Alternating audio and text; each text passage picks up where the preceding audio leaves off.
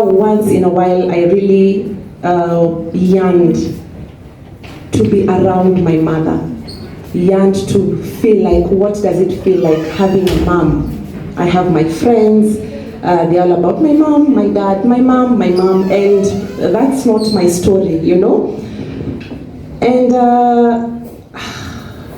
unfortunately also, I think the trauma that my dad put in my mom was too much, to a point where my mom was a bit also, she was carried away by the wave of emotions, let me put it that way, and she was not a present mom. Even when it was once in a while, go and see your kids, you know. Sometimes I'd find her in situations. I knew where she used to live, and it was near my grandmother's home. So once in a while, I sneak out, I rush to go and say hi to my mom, but probably she was out late, hanging out, she had a little too much to drink. By the time you go, you try and wake her because you've snacked from home. You know, you just want her to see you, have that good time. It was not there, you know. I remember one day, I told, my mom promised me and told me, Dee, nafika mahali, I'll come and see you. Ushai kama ule mtoto anangojea mzazi wake akuje na lollipop na chocolate, unasimama unaangalia nje, unatoka unaenda unachungulia, where is my mom? My mom said she'd come. And usiku ilifika, and it was late. I remember it was so late, and she came. Now when she came, I cried my heart out to her. I cried. I remember that day like it was yesterday. And my mom was like, unalia? Unalia nini? You know? And let me tell you, the hurt I felt growing up without having a mom, I would never instill that in my children. I love them like they have no one else to be loved in this world. I give them every little piece of me because I know how it felt to be that vulnerable, to be that less. You know? But I understand. I've grown up to understand and forgive her because I wish maybe she knew better, and maybe that's the best she knew at that time. Wow. You know? Wow, Yeah. wow. Let me just... Regardless in whichever place she finds herself in, be it in her marriage, be it outside at work, be it wherever she's going to be at, she should know that she should not be afraid to speak. And also, let me give an example about myself. I have been raised with so much fear from my dad. Gotten to a point where I did not have a voice, you know. Before I speak, I had to go, unajua unajificha mahali, unafikiria, you go and cram the words. Ndiana niambia baba yangu, dad, na. I'm like, no, hey, that doesn't make sense. You know, atanionaje. Regardless of how people think about you and how people look at you and how people perceive you, do not be afraid to speak what is in your mind. As long as it's the truth and as long as it does not step on anyone's knee, you have a voice.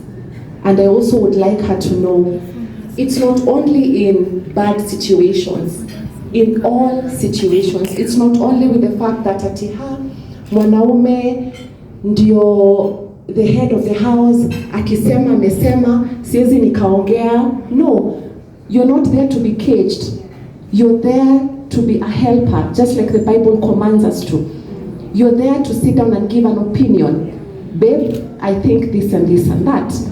You might not be of the same opinion, but that does not mean that your opinion is wrong and your opinion is right. You know, you might be different. It does not mean that you're right. You're unique. I am different. You put it together, that makes us different. You know? So her voice matters in whatever way, and she should not be afraid to speak of how she feels. I found myself so many times nikiwa kwa position ya mtu ananiuliza kitu and it's going all over my mind. Nitasema nini? Akiniuliza nitasemaje? Na nikiongea najiuliza, have I made sense? What is she thinking about me? I second guess myself. And up to today, trust you me, believe it or not, naweza kuwa nakaa hapa chini and I'm like, oh my gosh, mbona mnaniangalia? Am I making sense? You know, I am constantly fighting with that. You know, because I have been raised nikuwe very conservative. I'm that child, nilikuwa na ule msichana pale kwa kona. Watu wakicheza break chopi, mimi nachungulia. So I never let my wings fly. So saizi mwalimu Rachel akiniongelesha, I am like, gosh, you know? What girl, I'm over here thinking, yeah, I still can't believe I got Marua here, bwana. I still can't believe Rihanna is on this table. Hey, tumetoka right. Yeah, so her voice, yes, matters. You know, very, see, millennials especially, where it was whatever the father has said goes. You challenge that, you adjust, wewe uko sawa. Middle children, don't see how to go to challenge some of these things, right? And this is the one thing I wish my mother told me. And maybe part of the reason why I didn't have such a good relationship with her starting off, because I used to see her as weak. Zileza, why aren't you challenging what Baba is saying? Yet, behind closed doors, you tell her something different. You know? And I'd be like, I wish you would encourage us to speak up instead of trying to tell us, shh, wewe, wacha baba, wewe, wacha. Hiyo vile unafanya ni vibaya, mom, si vizuri. Hata kwa Biblia. You know, our mothers always run to the Bible. You know? So, I wish instead of that, maybe she should have taken a different approach, but she didn't know any better. So like we start off by saying, family didn't know any better. So we are the ones to encourage our daughters to speak. And you know what speaking out and speaking up means? It means, even with the cases of abuse from school, they'll be able to say, no, teacher, you can't touch me there. Yes. You can't, and loud, shout. You can't touch me there. And I'm going to tell on you. That's what this conversation is ideally supposed to push us towards. Let not our girls suffer in silence and think it is okay because other people have stayed quiet, or think this is the way it should be because it is the way of the world. So let's embrace that even as we continue with our discussion today. Thank you so much for sharing once again.